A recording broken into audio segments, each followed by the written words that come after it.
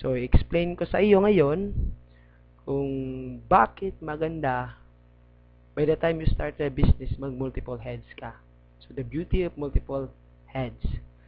So, may mga options tayo how to start the business. So, first option is tinatawag namin na starter package, which is one head. Second option mo is entrepreneur business package, which is 3 heads. And third option mo is international builders package, which is 7 heads. So, ito yung common options by the time you started the business. So, pero I personally recommend na kung gusto mo talagang seryosohin yung business mo at gusto mo kumita ng malaki dito, so I recommend you started 3 heads or 7 heads. So, bakit? So, ipapakita ko ngayon sa inyo kung ano yung mga advantage pag nag-multiple heads ka. So, siguro, by the time normally, yung mga distributors na na-explain na ng business, they started at starter package, which is one head. So, sa starter package, yung capital mo is 7,980. So, ito yung pinaka-capital mo sa business, and yung worth of products na balik sa'yo, 6,000. And then, meron kang isang scholarship certificate. So, yung sa genealogy mo, ito yung makikita mo. So, one account, meron kang left, meron kang right. So, ipagpalagay na lang natin sa one account, maximum na pwede mong malagay or minimum na pwede mong malagay by the time you started your network is 2 tao. So, what if 8 tao yung napajoin mo? Kasi hindi lang naman 2 yung taong kakilala mo. Posibleng may pangatlo, pang-apat, pang-5. So, ipagbalagay na lang natin na may 8 nag-join sa'yo. So, ano yung magiging scenario or ano yung magiging structure nito para ma-maximize mo yung income pag one account ka lang? So, ito yung magiging scenario. 4 sa left and 4 sa right. So, possibly, yung income na makukuha mo sa 8 tao na nag-join is a sponsoring bonus, kikita ka ng 8 tigpa 500. So, 500 times 8, 4,000. And then, sa matching bonus, so, kikita ka ng 4 na tigwa 1,500. Okay? So, 1,500 times 4 equivalent to 6,000. A total of 10,000 pesos yung kinita mo sa 8 tao na nag-join sa'yo sa one head. So, ano yung advantage pag you started entrepreneur business package or 3 heads? So, magkano yung capital sa entrepreneur business package? Yung capital is 23,940. So, 7,980 times 3. So, yung worth of products na nabalik sa'yo is 18,000.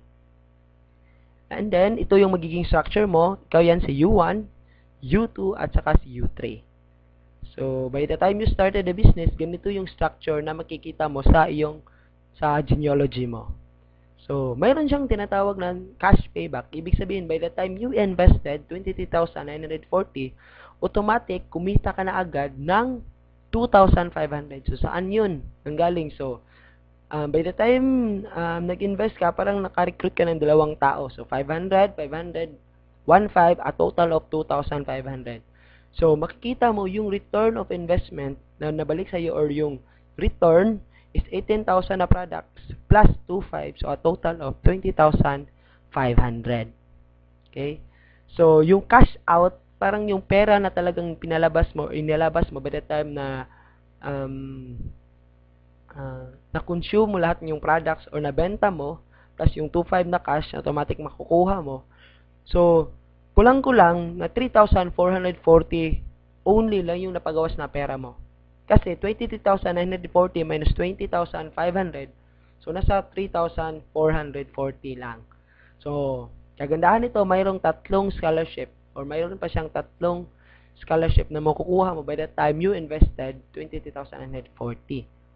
So, the same scenario, yung pagpalagay natin nangyari na mayroong 8 taong nag-join sa'yo, ito yung magiging scenario. So, tigda 2.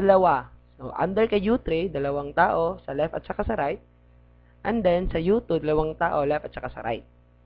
So, magkano yung income mo? Sa 8 tao na nag-join, ng 3 heads yung nagsimula ka ng 3 heads. So, yung income mo, the same, sponsoring bonus is 500 times 8, 4,000.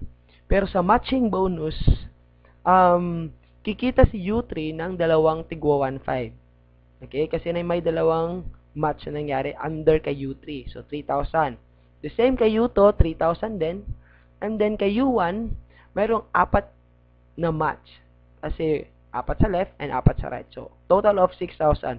So, kulang-kulang magkano lahat yung kinita mo by the time yung 8 tao nag-join sa'yo. So, a total of 16,000 pesos. Okay?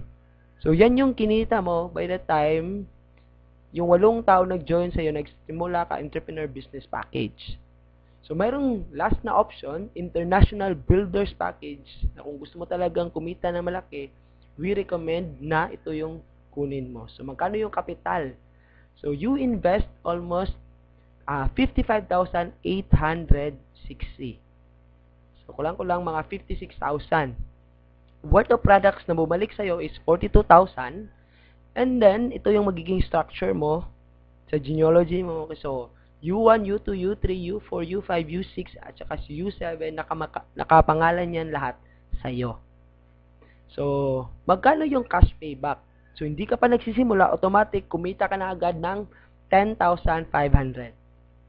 So, i-compute mo lang, 4 na direct referral at nasa 5 pairing yan. So, yung return is 42,000 plus 10,500. So, nasa 52,500. So, kung i-minus mo, 55,860 yung kapital, minus 42,500. So, parang yung cash out mo talaga na pinalabas na pera mo is nasa 3,360 only. So, meron ka pang 7 scholarship na pwede mong ipamigay sa mga kakilala mo, kapatid mo, mag-anak mo.